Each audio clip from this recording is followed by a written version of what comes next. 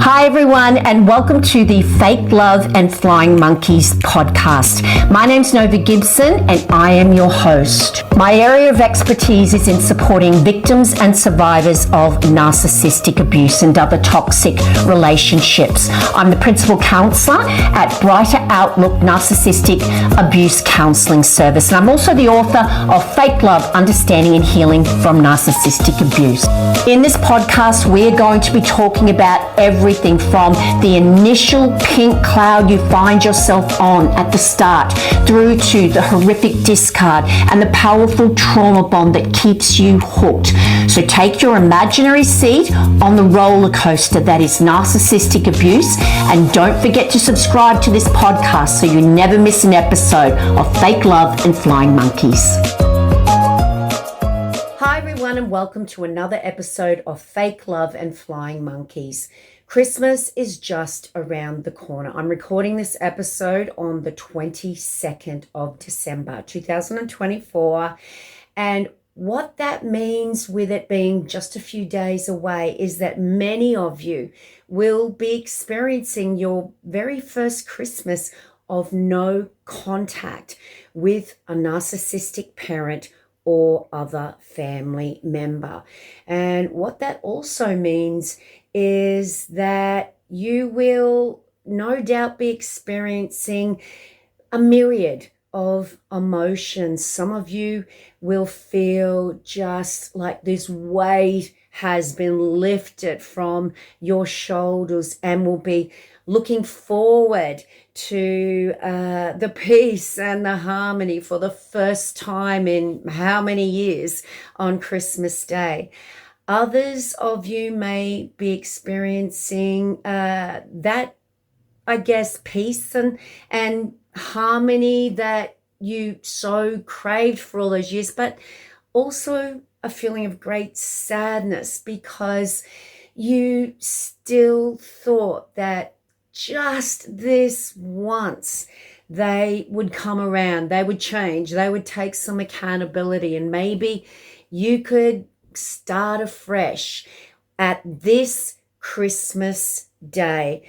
And it just didn't happen. So there's all of those emotions, and sometimes anger is thrown in there, that it would be such an easy thing for your narcissistic parent or other family member to just say they were sorry, sincerely sorry, and to take responsibility, to listen to your feelings, but they just can't do it. Not even at Christmas time can they do it.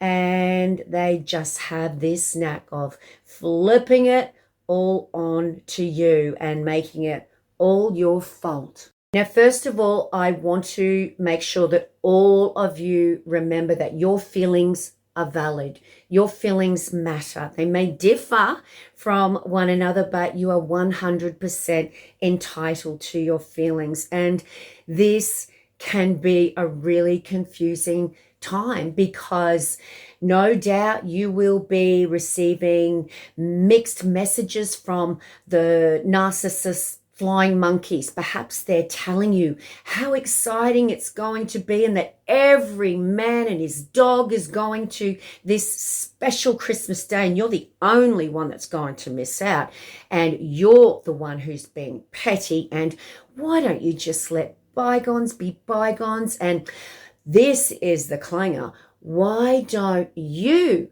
just be the bigger person? After all, it's Christmas. Or maybe it's that you were standing your ground. You were keeping those boundaries rock solid. You said there was no way on this earth that you would be attending because of the abuse and the lack of accountability and apology.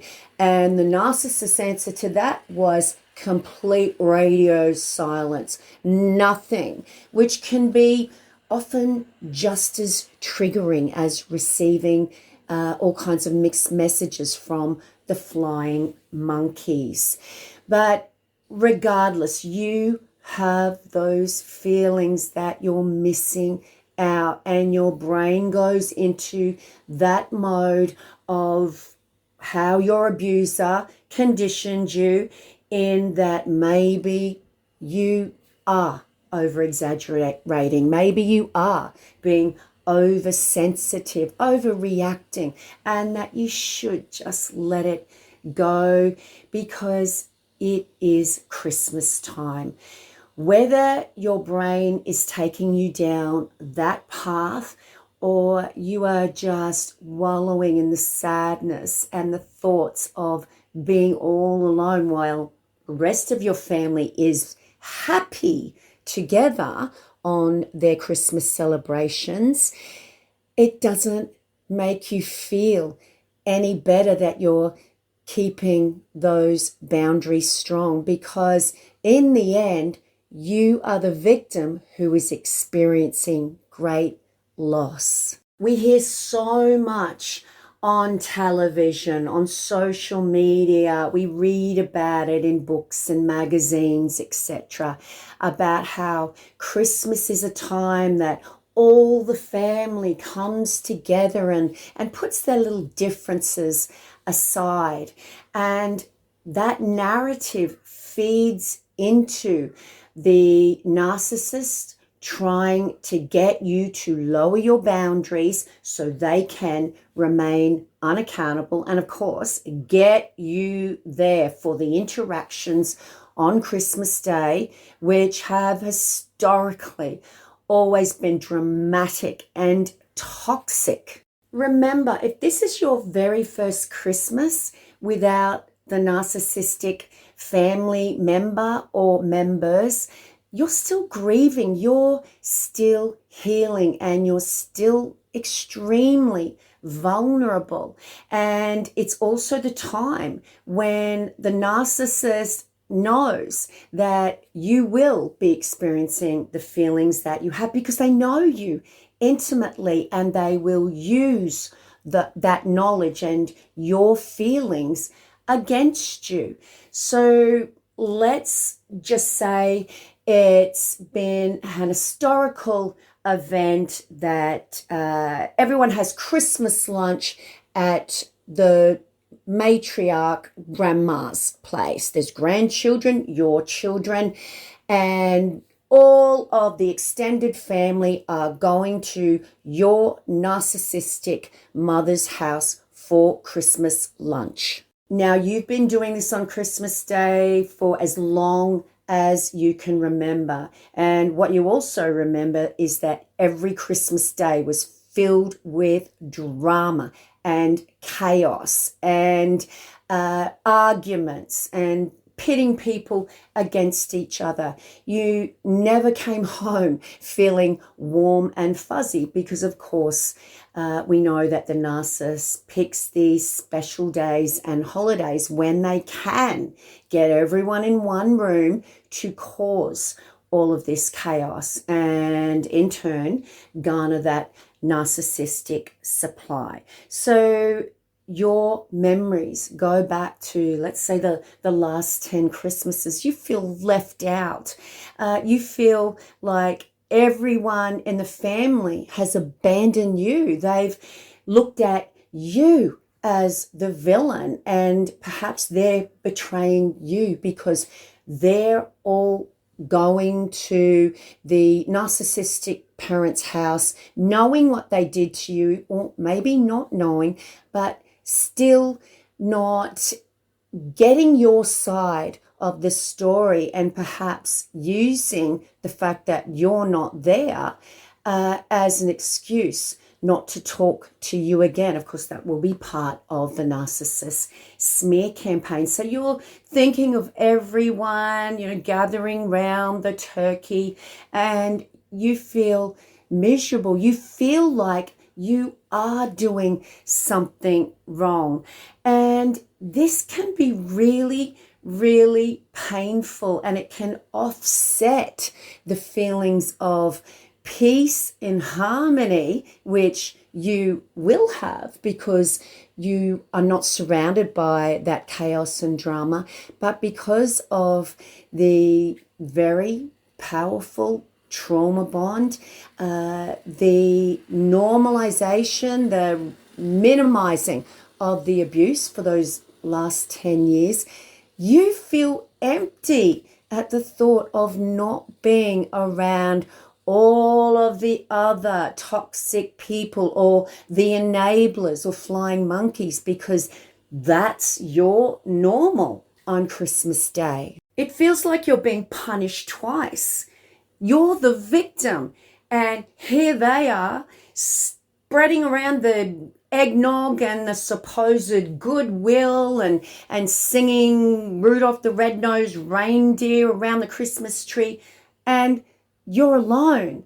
You're being punished for something that you didn't do, and you're also being punished again by being ostracized on such a special day, and no one has listened to you or allowed you to express your feelings around what is going on at this time. And as I said earlier, there will normally be a myriad of emotions that you feel, and sometimes that sadness is offset or combined with anger. Look what they did to you. They are making you feel bad about not being there on Christmas Day, or they are just not giving that simple apology, which is all you want, you crave, and you would be there with bells on at Christmas Day, but they can't even do that very small thing. So you feel angry, you feel frustrated that these people or this person just doesn't get it. Well, they do get it. The narcissist knows exactly what they are doing. They just don't care because they lack that empathy. And the narcissistic parent who feels like you are their property for life, they feel entitled to treat you the way they do. There will always be that obligation and guilt instilled in you from a very young age. Maybe it's not a narcissistic parent. Maybe it's a narcissistic family member, such as a sibling that you are trying to go no contact from. You're trying to keep your boundaries rock solid. And of course, you know that it would be the most horrible atmosphere if you went anyway to that Christmas event because of the abuse that has taken place between you and your sibling and the lack of accountability. But the other thing that is weighing in on your feelings of frustration and feelings of betrayal and anger, perhaps confusion as well, would be the fact that the person who is hosting the Christmas event knows about the abuse, but they not only ignore it, but they enable it.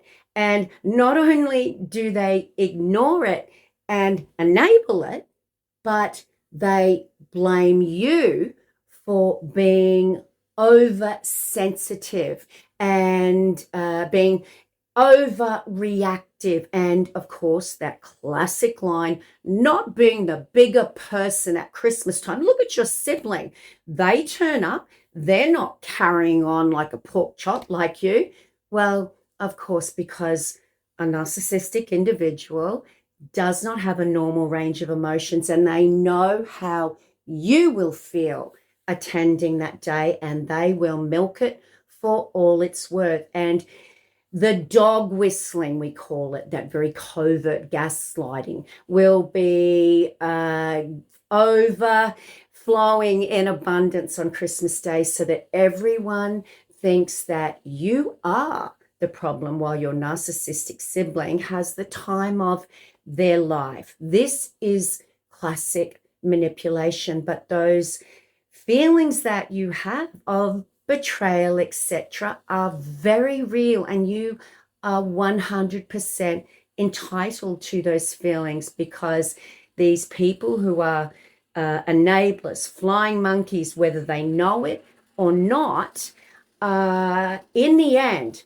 not listening to your side of the story. They're not understanding your feelings, and you are being treated like the villain rather than the victim of this abusive relationship. Now let's take a look of a relationship that exists outside of that family type of dynamic. Let's make it about an intimate relationship. You were discarded, or maybe you managed to escape your abusive intimate partner, and the narcissist was invited by your family or your friends, whoever it is that you are going to see at Christmas Day. And you think to yourself, oh my goodness, they're going, I don't want to see them. But you also don't want to feel like your loved ones have to choose, right? And it's a terrible position to be in. And I hear so many stories of people going, sucking it up and being the bigger person, and they attend and they have a miserable time, and maybe their ex is bringing their new soulmate, or the 10th one for that 6-month period, and it just feels awful. You wish the ground would swallow you up. Now, if this is you, if you are being asked to attend a Christmas event, or any event really, and your abuser is being invited, I want you to think very carefully about, number one, the people who are inviting your abuser, because if you have made your feelings clear about this person, and these people are aware, and they are still inviting your abuser, because it's not their fault that you split up, right? It would be fair to make them choose. Then they are not your friends. Friends don't befriend your enemy. It is not your job to endure that terrible atmosphere at any event where your abuser will be, just to keep other people happy. Other people who know what happened and said they would always be there for you, are empathetic to your pain, your trauma. If they are truly your friend, they truly respect your boundaries, they would never invite your abuser. And if they don't, and they invite your abuser, you are under no obligation to attend. Always remembering that even if they don't know, and you say, look, no, I'm sorry, it's early days, or whatever you say, you don't have to explain, but you let them know you won't be going, and it's pretty obvious why. If they make a big song and dance of it, if they make you feel bad, and then they make you feel like you're being petty because you're not going, because your ex is going, they're giving you a big red flag. They're waving it in front of you. You may as well be at a Broncos game. It's nearly a red flag. It's a maroon one in Brisbane, because they are telling you they do not respect your boundaries.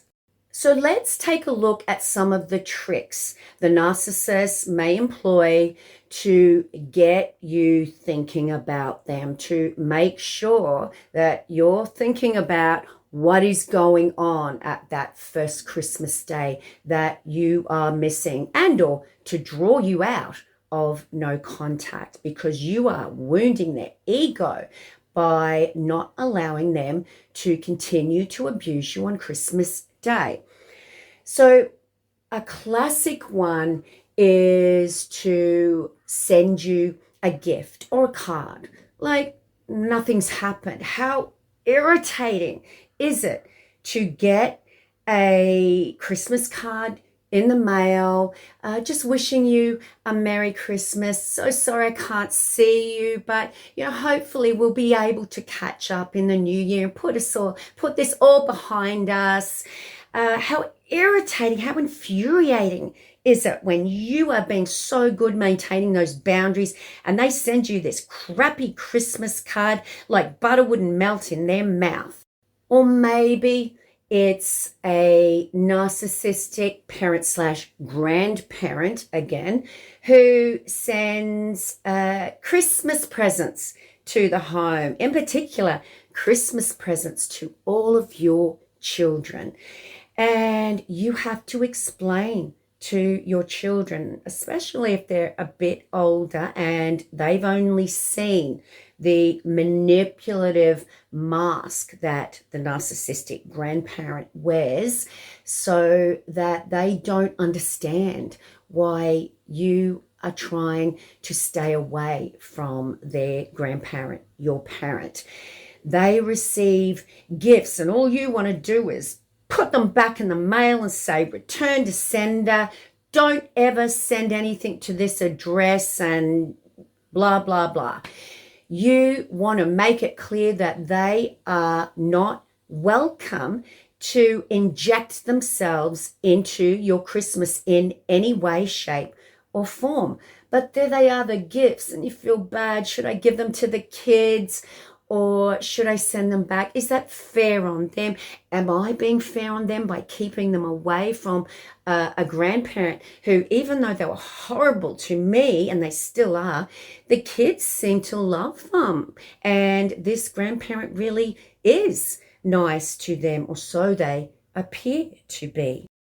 If it's an intimate partner and they send you a gift, or you open your front door and there it is, the diamond ring or whatever it is, the fishing rod that you've always wanted, and it pulls at your heartstrings sometimes. That's what they want.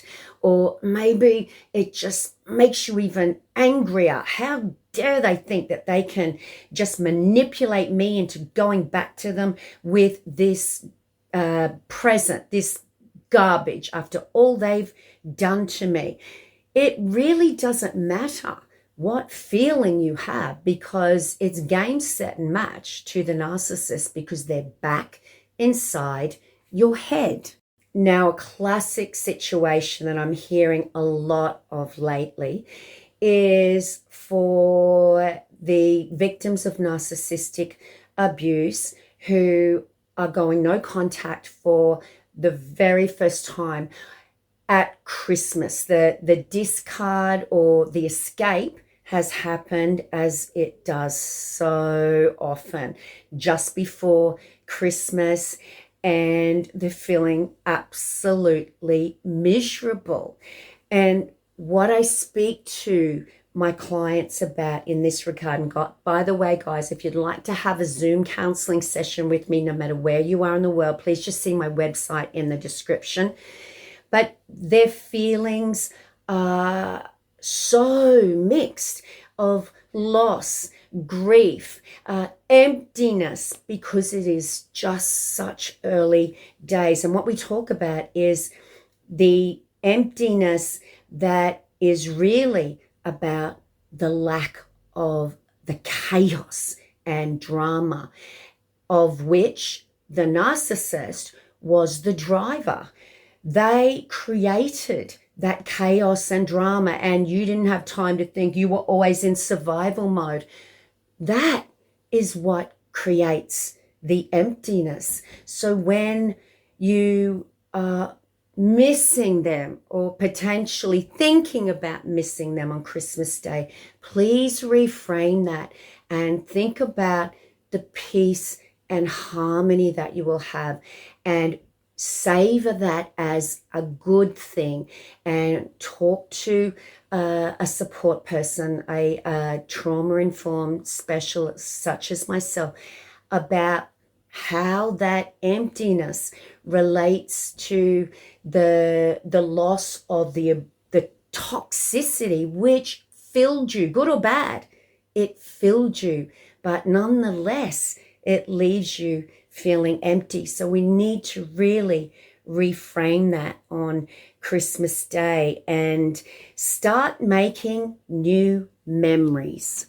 So whether you have just chosen to go no contact with a family member and you are really struggling to not just give in and just go along on Christmas Day so that no one thinks that you're the bad guy. No matter what anyone did to you, you just feel like you've got to suck it up no matter what. Or if it's an intimate partner and the discard or escape has just happened, you're grieving, you're feeling lonely, and it's Christmas time. Do you just go back and maybe try and just smooth things over and let it all start up again after Christmas? Guys, if you are no contact at Christmas time, it is not going to be any better when you start this process after Christmas. It only ever gets worse. You are no contact for a reason, and these feelings, these mixed emotions of sadness, anger, frustration, confusion, betrayal, all of these things are so normal, and it's about getting lots and lots of support to get through this Christmas. It is going to be different, and it's going to be a time when you will most probably have triggers. So plan ahead. If you are only listening to this today, the 22nd of December, I want you to make new memories on Christmas Day, before Christmas Day, where you perhaps have a new Christmas tree. You go to a different state for Christmas. You tell your children that it's going to be something new, different, but exciting. Start conditioning yourself to pair together Christmas Day or Christmas time with something that's happy, joyous, and just peaceful and harmonious, rather than Christmas Day being filled with trying to get through it, trying to survive, drama, chaos, toxicity, trying to appease the narcissist. You want to start making a new memories on Christmas Day that are not associated with your abuser. And that starts now. So please reach out for support, guys. If you are really struggling at Christmas time, remain no contact. It will only get worse if you go back to your abuser. It always does. Please cut off the flying monkeys if they are the ones who are triggering you and are just exacerbating all of those horrible feelings that you have in grieving your losses and the sadness. There is lots of loss here, and you need to be able to grieve that in peace. And if you've got flying monkeys in your ear, whether they know that they are being used or not, the outcome is the same. So it may be that you have to block them off too. So it doesn't matter what sort of relationship it was, whether it was a parent, a narcissistic, abusive, toxic parent, or an intimate partner, or someone you consider to be your best friend whom you realized is now your abuser, someone who was manipulating you all along. It can be an extremely triggering time at Christmas, and it's the time that the narcissist loves to hoover you back, to suck you back into the vortex of abuse by using your grief, your loss, and your feelings of empathy against you. They weaponize those feelings against you. But whatever relationship it was or it is, please remember that your feelings will change, and you need to prepare for any triggers or conditioned responses that may occur around Christmas time that are associated with previous traditions and rituals and historical family get-togethers, whether they were toxic or not. So just a couple of thoughts to end this episode, guys. Prepare for your first Christmas. Try and reframe any thoughts of loneliness or sadness, losing out or FOMO, fear of missing out, because you are not missing out, because you are the only one who has the courage, if truth be known, to stand up and keep your boundaries firm when there's probably other people at that Christmas event who wish they had your courage. Keep your boundaries firm. Reframe any thoughts of negativity or minimizing the abuse. Don't let the flying monkeys persuade you. Don't let them near you to, exacerbate any triggers. And if there are triggers on Christmas Day, and I'm just talking about little, perhaps wistful moments where you feel a little sad or empty because of maybe a smell of a food cooking, or you might be triggered because of someone's perfume or cologne, or maybe just a feeling that connects you to your trauma. Please allow yourself to be able to feel those feelings and not let them ruin your Christmas Day. Talk about them with someone whom you trust. Surround yourself with people you love, whom you trust, no matter how small that circle may be now. Make sure that that circle is only filled with people that you respect, whom respect you, and that you don't have to walk on eggshells around. Let this Christmas be the first Christmas in such a long time when you don't have to worry about people fighting and carrying on. In other words, your first Christmas where you can sing Christmas carols without fear of someone glaring at you because perhaps you sang a little out of tune. In other words, your first Christmas that's peaceful. So have yourself a very Merry Christmas, guys, and have it as narcissist-free as possible. If you'd like to have a one-on-one Zoom counseling session with me, no matter where you are in the world, I am open most of Christmas to take emergency appointments, especially on Christmas Day. I know how difficult this time can be. Please get your copy of my best-selling book, Fake Love, which will help you to get through Christmas without the narcissist. And it also makes a great Christmas gift for someone.